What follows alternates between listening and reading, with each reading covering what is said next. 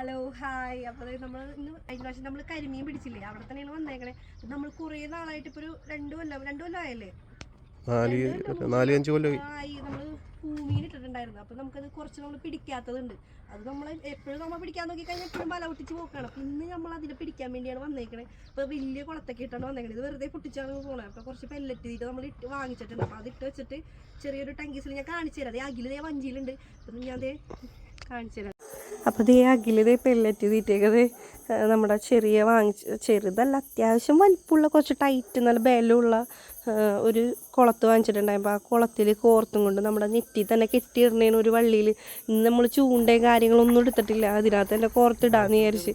കാരണം ഇതിന് സൈഡിൽ നിന്ന് ചൂണ്ടയിലിട്ട് കഴിഞ്ഞാൽ നമുക്ക് വലിച്ചെടുക്കാൻ പറ്റില്ല. അവരെ നെറ്റുള്ള കാരണം കഴിഞ്ഞ പ്രാവശ്യം കരിമീൻ പിടിക്കാൻ പോയപ്പോഴത്തേക്കും നമുക്ക് കുറച്ച് പണിയായിരുന്നു.